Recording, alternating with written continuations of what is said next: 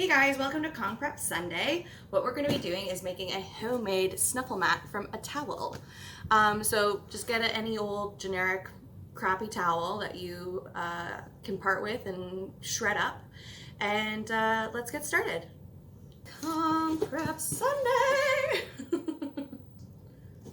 So what you can do is if you end up wanting to tether your snuffle mat into a box, cut out the base of your snuffle mat to the size of the box. This is great for dogs who tend to flip over their snuffle mat.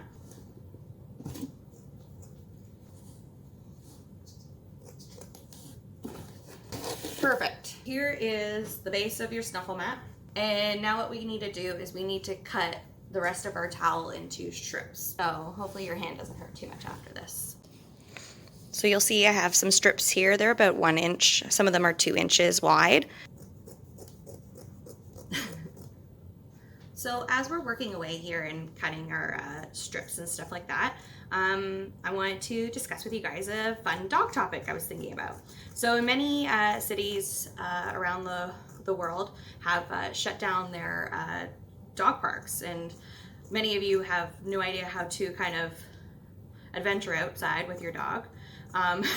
So I came up with some ideas for you guys to maybe, try out if you're unable to go to the dog parks and let your dog run wild. The first one is Barkouring. So just taking your dog out, jumping on things, going around things, even just simply going and weaving up and down on the curb is considered Barkouring. Doing different things on each thing that you jump up on. So you can do sits and downs, you can perch.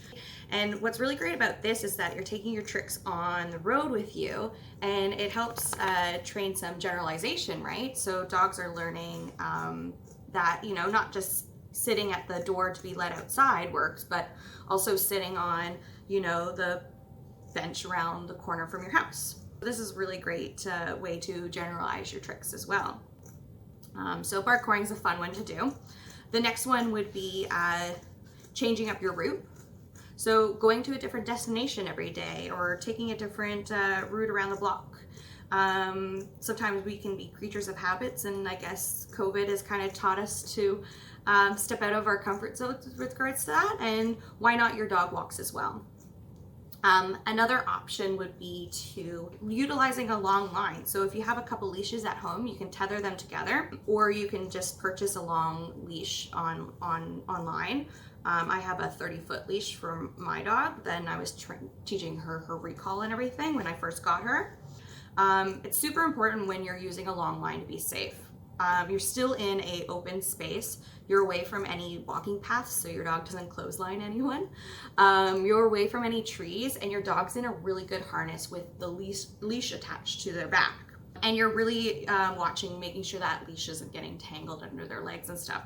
And this is not a replacement to letting your dog off leash and just dropping the leash. You still have the leash in your hand, right? And you're respecting leash laws and being mindful about the community around you and other dogs that maybe need space. So, shorten up that leash when you need to. And if it's really quiet outside and there's no other dogs around and stuff and it's safe, then you can definitely utilize a long line. And this is really great for puppy meetups. If you have a new puppy that you need to socialize, utilizing a long line would be really good for this, and electing one person to be the consenter. So the person that goes in makes sure the play is okay, the dogs are happy, and they can also make sure the lines aren't getting tangled. And this is just important to, stick with the social distancing protocol, right? So making sure, everyone's kind of spaced out while this is happening, and only one person is, going into the middle of the puppy play. And then another option as well, Peanut, go over here. I know you want this. Here you go. Oh, yeah, you can lay there. That's fine. Great. And then another option to do things outside with your dog is treat searches in the grass. You can take your slow feeders and your kibble and everything like that out into the grass. What's great about this is that you can easily do it while holding a coffee. So find some space that seems clean and safe to, just scatter your dog's breakfast in the grass, and then they can just go and search for it there. And then of course keeping keeping in mind with regards to social distancing protocol, making sure no one's, you know, also utilizing that space and stuff. So you're not loitering too much. But taking your slow feeder also on the road and finding different grass patches when you know you're finding a new path to walk could be a great option for, one, your dog's meals, and two, just, you know, enhancing their experience outside if you're not able to go to the dog parks and let them, you know, run wild.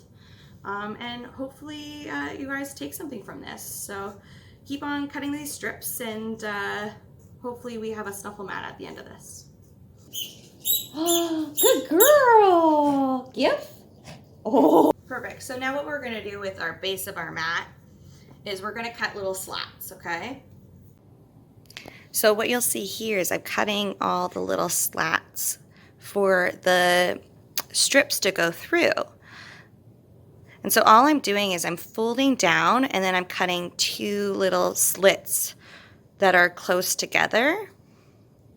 The two slabs, right? You'll see here, cutting in two little holes and then inserting your towel strip through that to hold it down, and then just tying one simple knot. And so this concludes Kong Prep Sunday.